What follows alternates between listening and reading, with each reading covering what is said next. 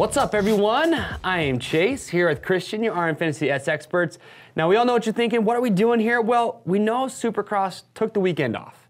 Yeah, there's no rest for us. Ain't no rest for us. Nobody got time for that. We got plenty on our mind. We want to send out there, so. That's right. And we can't go over a week without talking to you guys or you talking to us. So we got a bonus episode for you. So for this week, definitely we're going to take a step back, way different. A little laid back. Yeah, a more laid-back approach. But what we're going to do, we're going to give you some good stats from the stat man. Christian's going to rifle off some stats about this year's points, where we're at, where we would be at if certain things were changed. Also some interesting stuff on what our leaders so far in all of Fantasy Supercross. Yeah, just the fantasy player stats. We've done rider stats a lot, but let's talk about players too. So we'll do that, and then we want to ask some questions. We want to ask questions that we want you guys to answer to, and to wrap it all up, we've got some good awards that we're going to give out to you. We want you guys to give some away. So to get started, Christian, my stat man, my partner, my PIC, what do you got? We looked over all the numbers for this year and the fantasy player averages. This is how you gauge how good you're doing compared to the group. Okay. The average weekly score has been about 29 points with a minimum of 18 in Indy, which was last week, and then the maximum this year was St. Louis the week before. Wait, the average last week was 18 points? 18 points. The max was St. Louis, 46 points. Right. So we were way up, then way down. Okay. Call us a stock market. But the average total score is 347 points. So if you're doing better than that, you're doing better than most. Okay. We looked at the leader of the entire game that's lined up to win that bike right now, unless someone has a say about it. D. Moran 999. If you think he's getting every pick right to get up there, he's not. Not the quick. He's doing awesome, no doubt. But he's winning. Yeah, we broke down his stats, and he's averaging about 52 points a week, which is on average 2 correct picks and 2 friendlies, having a rider in the top 5. It's crazy though, because 2 picks a week seems easy. Like when I think about it right now, I'm like, oh, dude, in the bag, I can get 2 a week. If you can do that every week, you could be leading Fantasy Supercross. Right up there. So that's how he's looking. Don't get down on yourself. And the wildcard info is kind of interesting. We've had over 72,000 correct wildcard picks this year. And we're getting about 8.5% people getting it right every week. With the minimum of all time of any pick happening this year, Cole Martinez in Tampa, 0.11. I think it's like 30 people picked him. And the max, Chad Reed in Daytona. Time. Yep, 24%. And the people who get the wild card correct every week is about 6,000 people. So they're on it. Not too bad. 6,000 sounds like a lot, but it's not when you got 70,000 or around there playing. Around 9-10% every week. So, and then the total picks this year, which is pretty cool, is over 800,000 picks. So we're probably going to crack 1 million here soon. Pretty awesome, and still only 101 perfect scores all year with 98 coming in St. Louis. So 98. 98. We had 3 up till that point. 3 up till that point. So it's been honestly kind of a tough year, but fun for fantasy. So jeez. Well, there you guys go. So now you know. Doesn't take much to be on the leaderboard to win the 2 grand prize, or first and second place. Yeah, well, we talk to the winners every year, and that's what they all say. They're like, I got 1 or 2 right. They had a couple big rounds, and then maybe a small one, and yeah, that's all it takes. You just got to be consistent. You got to dunge it. And and for any of you watching, if you do not know, we give away some killer prizes this year, over $100,000 in prizes. We give away 100 weekly prizes. So this year, first place is a race prep KTM 450 SX-F, and then for second place, KTM 250 SX-F. We give away trips at the end of the year. It's free to play. And it's free. So sign up. Big prizes starting to heat up. All right, so now that we've got the stats out of the way, time for the good stuff.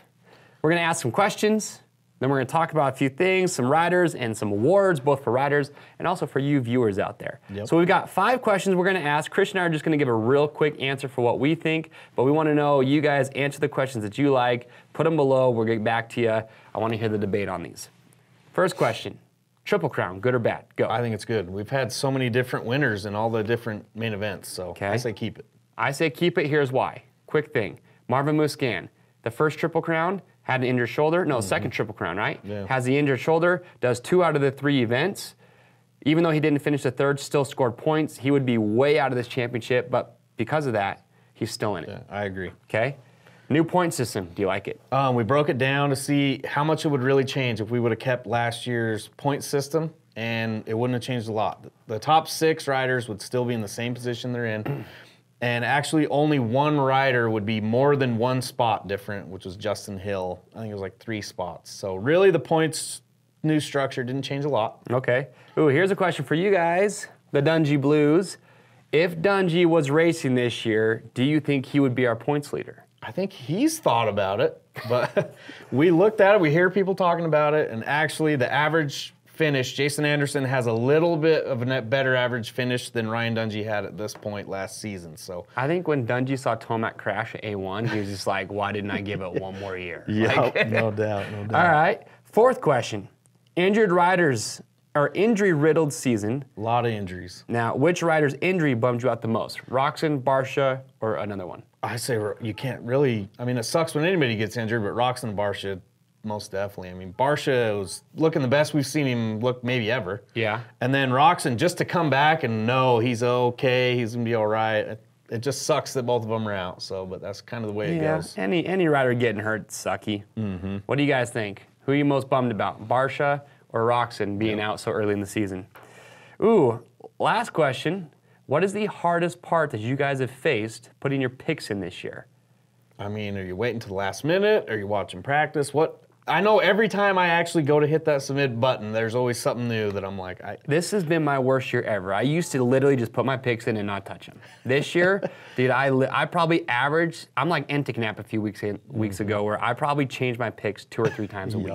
I'm going to say the hardest part for me is there's always that one guy who has way good qualifying, out of the ordinary, and you don't know whether to put him in or not, like Dean Wilson last week. So that's the hardest part for me. Ooh, what do we got next, dude? Let's go with awards. Award, yeah. Let's go with we got some awards. Through 12 rounds, got some awards to give out. Most standout gear for the season. Who do you have? Meow, what was he thinking? That's an easy one, dude. That's Marvin Musquin. For good or bad reasons. I'm going to go with bad reasons. I'm just going to be blunt on this one. I mean, if it's good for the cat people out there, a lot of people liked it. I don't know. It definitely stands out. I don't know. What do you guys think? What gear, it doesn't have to be gear that you don't like. What gear do you think was just the best looking gear or the worst looking gear that you saw during the year? I'm going to go with Baggett's gear in Daytona. That orange striped gear, I liked it a lot. All right. Ooh, Baby Bottom Award. This is being smooth in times of crisis. The rider who's just could have really, really went bad, but he's covered himself up, stayed alive. Who do you got? Tomac. Tomac, I think saved easily. the unsavable swap out when he was chasing Anderson. Who do you have? I'd have to say Tomac as well. I mean, he's always just getting wild out there, but keeps it most of the time together. So close second, Weston Pike, hurting the ground. Yeah, I mean, he's crashing a lot, but nothing's going to stop that man. He's a freak of nature. Ooh. Next award for Just Send It rider. The rider who just caught us all off guard this year, for me, Justin Hill comes to mind right off the bat. Yeah? I mean, when he came out, we knew he'd be fast, we knew he'd be good, but we didn't expect to see him just flying everywhere, battling the contenders, just all over the place. So. All right. I think that's a good one. Blake Baggett, I think he just sent it right into the nets. Yeah, the nets and him got friendly, that's for sure. All right. Ooh, the Widest Bike Award. The rider you think most the hardest riders are having the hardest time passing. Who do you think? Who do I think? I think it comes from last year. I'm going to say Tyler Bowers, dude. Yeah, he's tough, and he'll battle anybody. Yeah, I feel like he's battling. I feel like he doesn't push out of the way easily. He's not getting out of your way. No way. All right. So. Ooh. Most improved rider for the year. Most improved award. My vote, I give it up to the whole Yamaha factory racing team. Yeah, just Barsha coming out on fire this year. Who else? Cooper Webb getting better every week. Dean Wilson, though, stands out for me. He started his first race this year was 18th. He's moved all the way to second place. Pretty wild, so I'm going to have to go with Dino. Okay. Now, what do you guys think? What do you think of those awards? Your answers, too. Oh, this one, the last one we have here. Loch Ness Award. Most unlikely to be found on the broadcast. The guys that we see in the results, they're always there, they're making points, but you never see them. You never hear about them, anything. 2 riders stick out to me right away.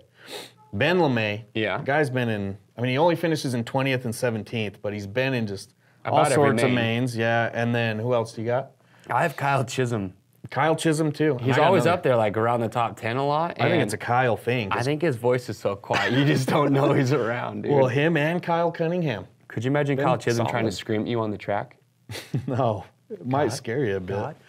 But yeah, shout out to those guys. I mean, they don't get a lot of attention, but we see you putting in solid results. So. All right. Now we have some awards for you viewers out there.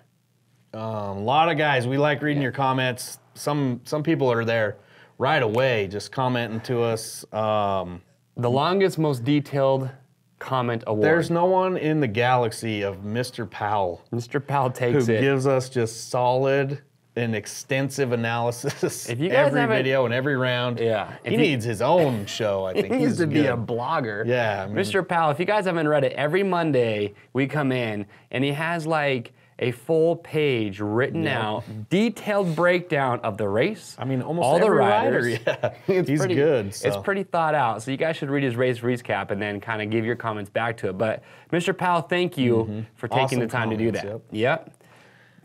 This is for you. The best troll, our best and most favorite troll award for the year so far. We have another just front runner, clear winner. Jay San was picking on us hard in the beginning. He was, but he redeemed himself. Yeah, he redeemed us. I mean, I was upset. I was losing sleep, and then he went and was clowning on your beard. Said my bald spot was taken from here and put on your chin. And said it looked like we took the hair from there and put it on my chin. I couldn't even get mad at that. So he totally redeemed himself. And he made a video for us. He made a video and told us to watch it about fantasy, eating bagels at Starbucks with his helmet on, stretching. So Jason, props to you. We see you out there. Okay. And then the most dedicated viewer and commenter, who you got? Oh, Mr. Christian Turner. Yeah, shout outs to Christian Turner. You, always my friend.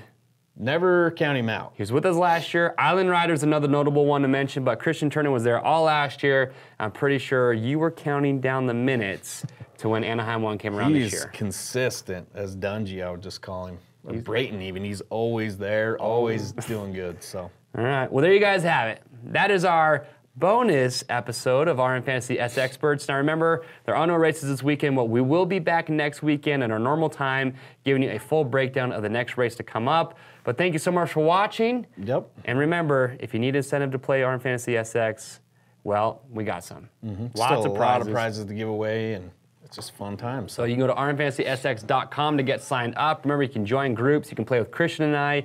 You can join the 7 Deuce Deuce, Adam Mentiknap, who calls in every week. Makes it a whole lot of fun. I am Chase. I'm Christian. We'll see you next week.